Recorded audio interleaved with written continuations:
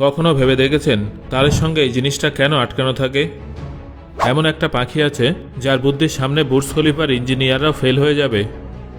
পৃথিবীর সবথেকে ভয়ানক প্রাণী কারা জানেন? বন্ধুরা, এরকমই আরও অনেক ইন্টারেস্টিং ফ্যাক্ট সম্পর্কে জানার জন্য ভিডিওটা শেষ পর্যন্ত অবশ্যই দেখুন। তাহলে চলুন শুরু করা যাক। নাম্বার 1, আপনারা কখনো না কখনো অলিতে গলিতে তারের মধ্যে এই ধরনের ঝুলন্ত বাক্স নিশ্চয়ই দেখে থাকবেন। কিন্তু আপনারা কি জানেন এটা কি? এটা কি কোনো মহিলার পার্টস নাকি টাকার ব্যাগ? না, এমন কিছুই না। এর নাম হলো এরিয়াল টার্মিনাল ক্লোজার, এটিসি। এই বক্সটা অপটিক্যাল ফাইবারের জন্য হয়ে থাকে, যেটা ওয়াইফাই এবং ইন্টারনেট চালাতে সাহায্য করে। যখন অপটিক্যাল ফাইবার ছিঁড়ে যায় এবং তার জুড়তে হয়, তখন এই বাক্সটা কাজে আসে। এর কাজ হলো তারকে সুরক্ষিত রাখা এবং সিগন্যাল ঠিক রাখা। যখন এই বক্সটাকে ঝুলতে দেখবেন, তখন বুঝে নেবেন যে সেখানে কেবল রিপেয়ার কিংবা রিকানেক্ট করা হয়েছে। এটা হলো একটা জাংশন পয়েন্ট, যেখান থেকে প্রধান কেবলের সিগন্যালকে ছোট কেবলের সাহায্যে আপনাদের বাড়িতে পাঠানো হয়ে থাকে। এটা কেবলের জয়েন্টকে ধুলো, বৃষ্টি এবং ড্যামেজ হওয়ার হাত থেকে রক্ষা করে, যার ফলে আপনার ইন্টারনেট কানেকশন স্মুথ থাকে।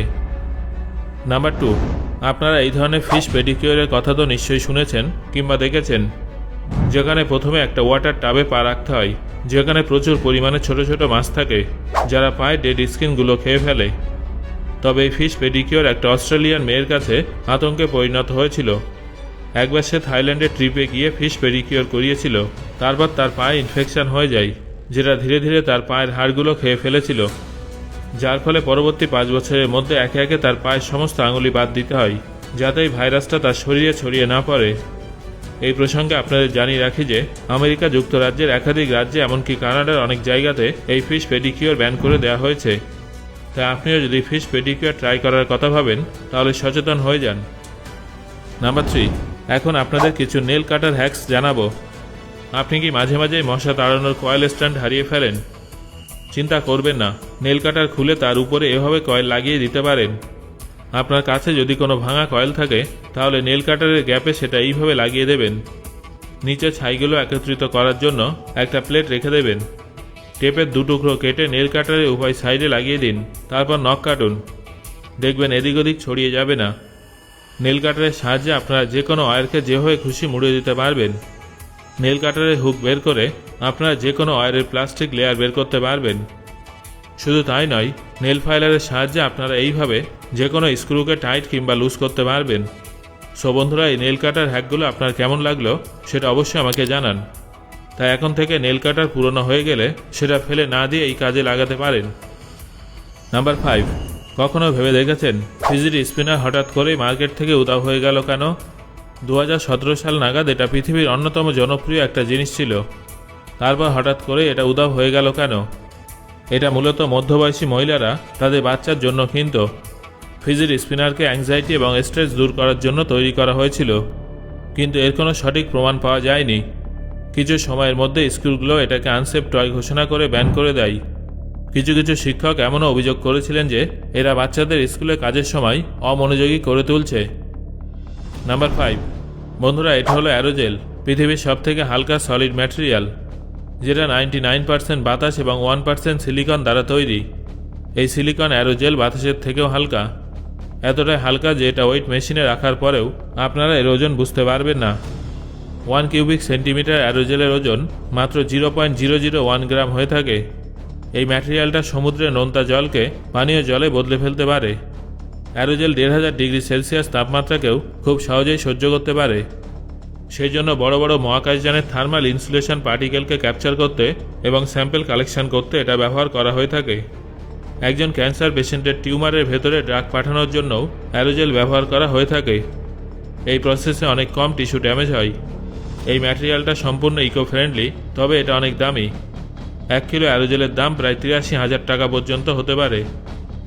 নাম্বার 6, আচ্ছা বলুন তো, বাঘ নাকি হাতি কে সব থেকে বেশি বিপজ্জনক প্রাণী? কি মনে হচ্ছে? বাঘ, তাই তো? কিন্তু বিবিসি সায়েন্স ফোকাস বিশ্বের সব থেকে 10টা বিপজ্জনক প্রাণীর তালিকা প্রকাশ করেছে, সেখানে বাঘের নামই নেই। এই তালিকা 8 নম্বরে আছে হাতি। বন্ধুরা, তাহলে এবার প্রশ্ন হলো, পৃথিবীর সব থেকে বিপজ্জনক প্রাণী কারা? এই তালিকায় 10 নম্বরে আছে সিংহ, যাদের জন্য 1 বছরে 200 জন মানুষের মৃত্যু হয়। তালিকায় 9 নম্বরে আছে হিপ্পো, যাদের কারণে প্রত্যেক বছর 500 জন মানুষের মৃত্যু হয়।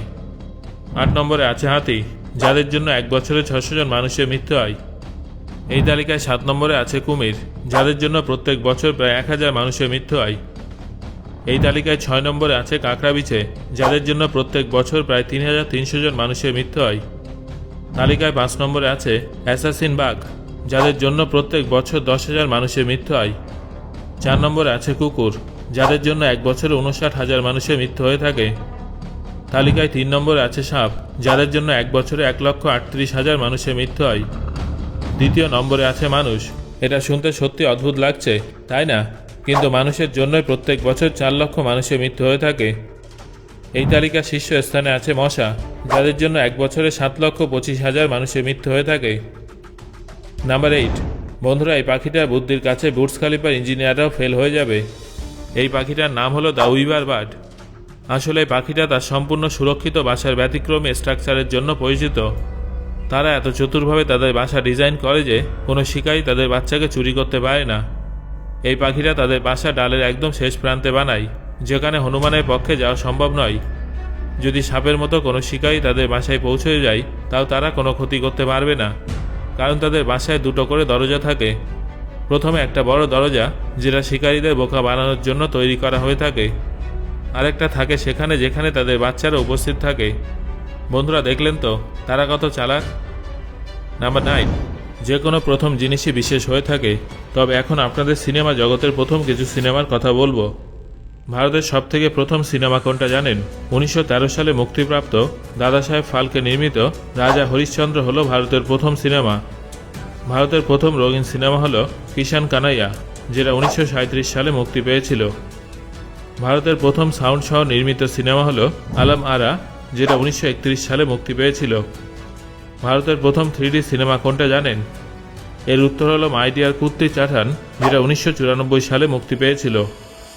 অস্কারে ভারতের প্রথম সিনেমা হিসেবে নমিনেশন পেয়েছিল মাদার ইন্ডিয়া। এই সিনেমাটা 1957 সালে মুক্তি পেয়েছিল। নাম্বার 10। বন্ধুরা, কেচাপ পরিষ্কার করার এই পদ্ধতিটা আপনাদের অনেক সময় বাঁচিয়ে দেবে, তাই এই পদ্ধতিটা আপনারাও শিখে নিন, আপনাদের অনেক কাজে লাগবে।